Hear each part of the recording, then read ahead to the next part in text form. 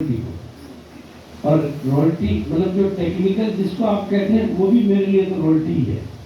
Royalty का मतलब एक ऐसे नेचर की इनकम, एक ऐसी इनकम जो जिंदगी के साथ भी आए और जिंदगी के बाद भी आए।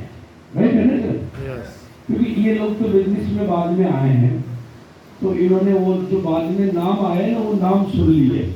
बाकी आरसीएम की जब शुरुआत हुई थी तो हमारे पास एक ही नाम था। शुरू में थोड़ी कमीशन की इनकम, और जब एक लेवल पे पहुंच गया तो उसको रॉयल्टी इनकम कहते। फिर जब रॉयल्टी की इनकम बड़ी बड़ी होने लगी तो हमने नए नए नाम, जैसे घर में 12 बच्चे पैदा हो जाते तो 12 नाम रखने पड़ते ना। फिर ऐसे तो नहीं, पहला एक होता था छुटका बुडुला, पहले कहते थे ना छुटके वाला, को नाम रखे। छोटी रॉयल्टी, नई रॉयल्टी आई गोल्ड, फिर उससे ऊपर की रॉयल्टी आई तो गोल्ड, स्टार गोल्ड, फिर प्लेटिनम, फिर उससे ऊपर की वो स्टार प्लेटिनम। फिर थोड़ा और बिजनेस बढ़ने लगा तो हमने पर्ल टेक्निकल का नाम इजाद किया, पर्ल, फिर ऊपर स्टार पर्ल, फिर और कोई और आगे जा रहा है तो फिर उसको एमरल्ड, और आगे जा रहा है तो स्टार एमरल्ड, और आगे जा रहा है तो फिर उसको रूबी, फिर और आगे जा रहा तो स्टार रूबी। फिर हम रुक गए, हमने कहा बहुत हो गया, इससे ज्यादा कौन करेगा बिजनेस।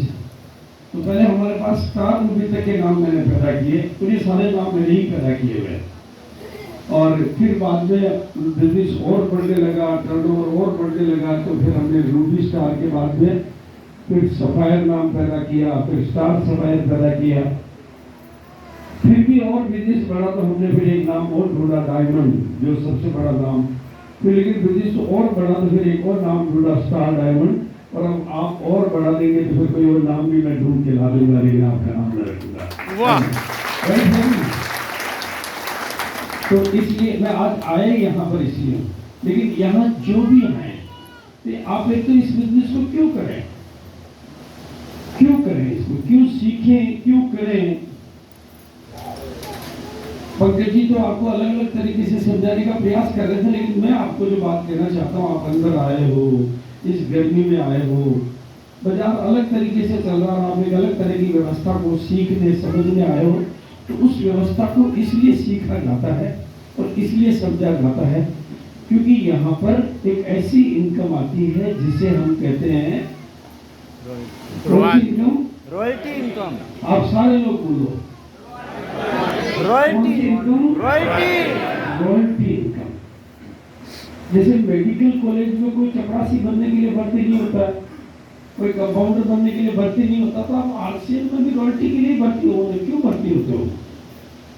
क्योंकि अगर आप रॉयल्टी को नहीं सीखोगे तो मैदान छोड़कर भाग भी जाओगे, और रॉयल्टी के लिए आए तो टिक कर सितारे भी बन जाओगे। वाह! राइट है या नहीं?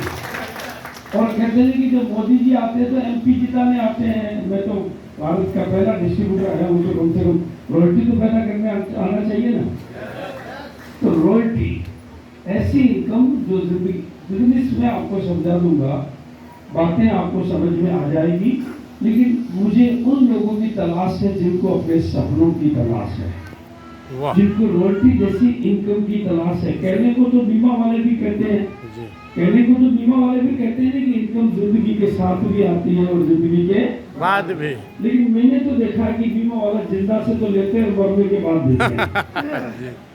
हमारे यहाँ में जिंदा से लेते हैं, मुर्दा से, यहाँ तो जिंदगी के साथ भी देते ही है और जिंदगी के बाद भी देते ही है। जैसे हमारे अभी सुशील जी की डेथ हो गई, लेकिन उनके खाते में वो पैसा जो पिछले महीने आया था, अगले महीने भी आएगा, अगले महीने भी आएगा, अगले महीने भी आएगा, और मेरे हिसाब से तो वो बढ़कर आएगा, और एक दिन वो लाख रुपए भी आएगा, एक दिन वो 5 लाख भी आएगा। ये इस व्यवस्था का नाम है।